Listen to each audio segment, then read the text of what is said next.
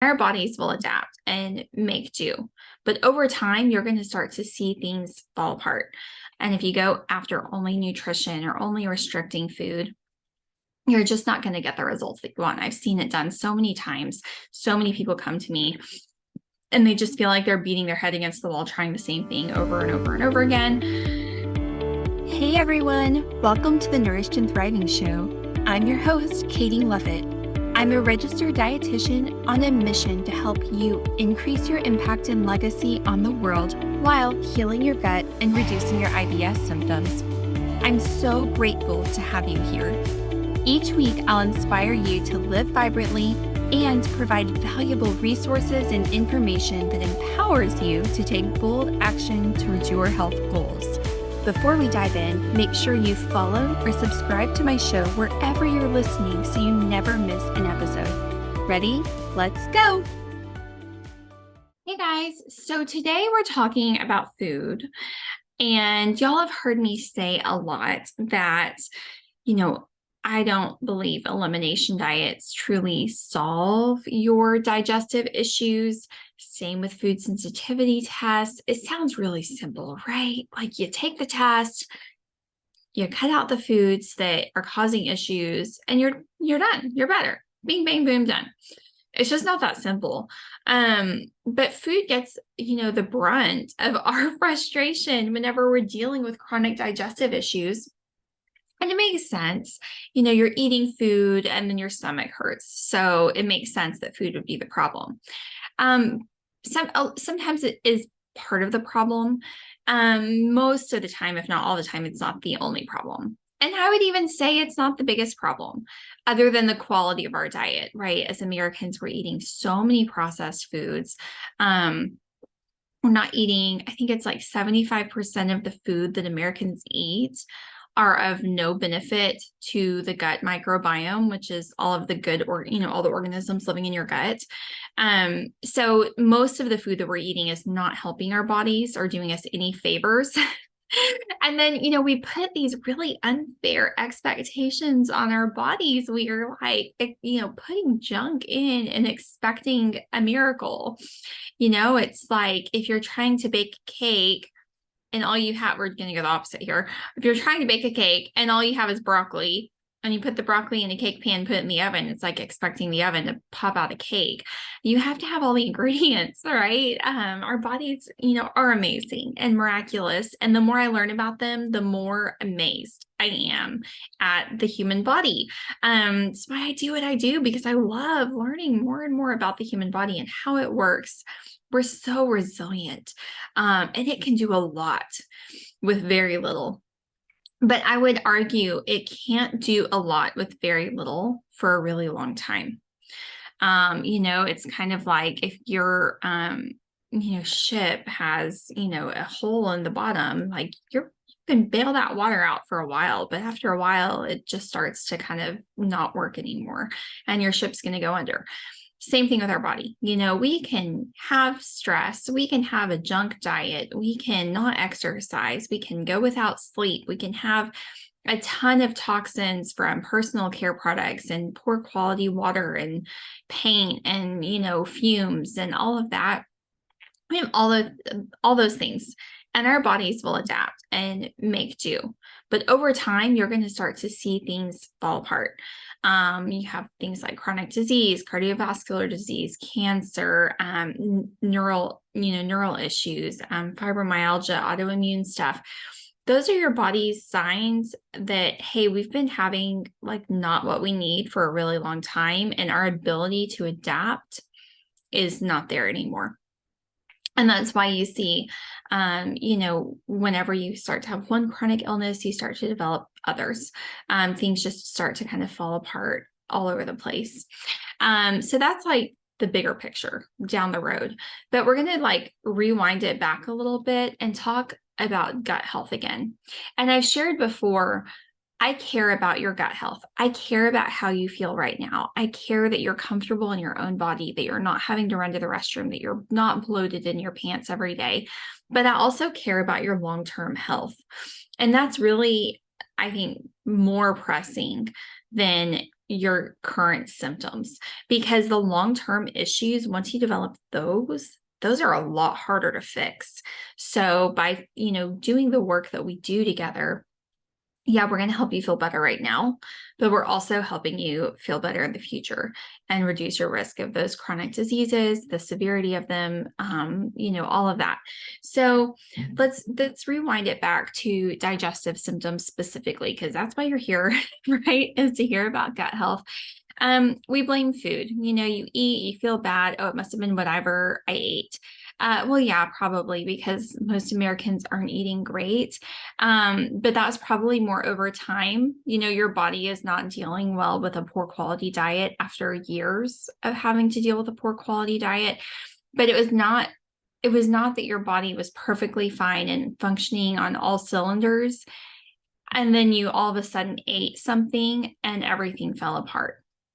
Your gut symptoms that you're experiencing right now were most likely a long time in the making. And so even though it seems like you were eating a food and then immediately having these symptoms within a few hours, that food that you just ate probably isn't the cause of it. Now, there are cases of a food allergy, stuff like that, where food is the problem, and that needs to be looked at. But most of the time, your digestive symptoms are being caused by more than the food that you're putting in your mouth right now today. I'm going to give you guys 3 ways to know that that's the case. Insider secret here. It's like all of you, all of you guys need to pay attention to this. I'm pulling out 3 tips, 3 ideas, 3 ways just to put something material on here. This list is a lot longer than this. These things I'm about to go through will probably apply to most of you. At least one of them will. 1 out of the 3 is going to probably hit just about everyone. But even if not, it's still worth looking at other things besides food. So just having that disclaimer here before I go into it. So the first way to tell that it isn't just food is that it doesn't really seem to matter what you eat, your symptoms are still there. So I get, people saying, oh, I cut something out and I felt better, and then I felt worse again and I had to cut more things out.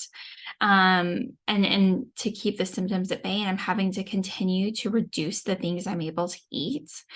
That's that. Or, you've just kind of given up and it's kind of a free for all again, because you're kind of like, I give up. Like, I was trying to do better and listening and figure out what was causing my symptoms. Everything causes my symptoms, so I'm eating whatever I want. Like, I'm over this. If you're in either of those camps, this is you.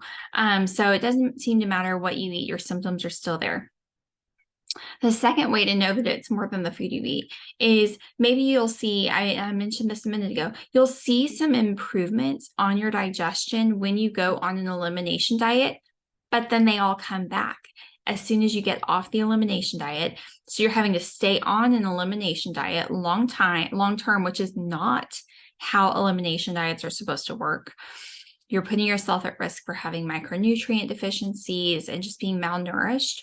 And then what often ends up happening is you have to continue to restrict foods, like more and more foods. Your list starts to grow of all of the things you have to avoid in order to maintain this state of like okayness, like where your health is still not really thriving and fantastic, but you're able to function. That's a sign that you have more going on. It's not just the food. The food's not the problem. You've got some stuff that needs to be dug into. Okay, so you see small improvements in your digestion on elimination diet. You go on a low FODMAP diet, you do a Whole30, you do a Wahls protocol, you do a SIBO GAPS, specific carbohydrate diets.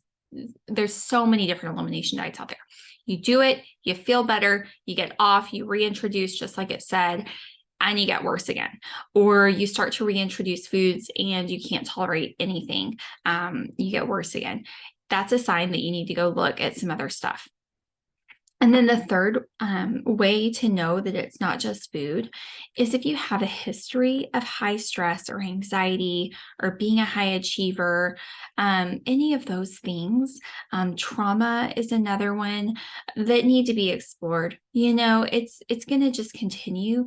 It doesn't matter what you do to your food. It doesn't matter what supplements to take.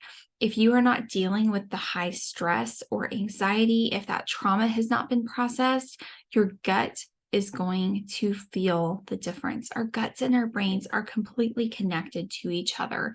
And so any trapped emotions, any tension from high stress or anxiety, it's going to show up in your gut.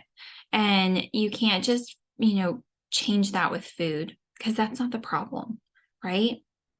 So let me know if this is you. Let me know which one of those, really hits home with you guys. If there's a different one that I didn't share, because like I said, the list is pretty long. There's a lot of different ways to know that food isn't the problem, because most of the time it isn't, other than the broad sense of we eat junk food diets and expect to not feel like junk. But, food's not the only issue. So in my gut rehab program, I actually talk about, I have 6 segments is what I call it. If you're looking at the YouTube video, I have my hands in a circle here. Imagine a slice, I love lemons. Imagine a slice of a lemon and you have all the different segments inside of it. There's 6 of them in gut rehab. And it's because in food and nutrition and hydration is one of those segments, but there's 5 others that need to be addressed in order to get truly great lasting results, in order to get the transformation that you're really after. You have to go after all of them. Nutrition's one of them, but it's not the only thing. And if you go after only nutrition or only restricting food, you're just not going to get the results that you want. I've seen it done so many times. So many people come to me and they just feel like they're beating their head against the wall, trying the same thing over and over and over again, which what the quote is with that, where, that's the definition of insanity. Right?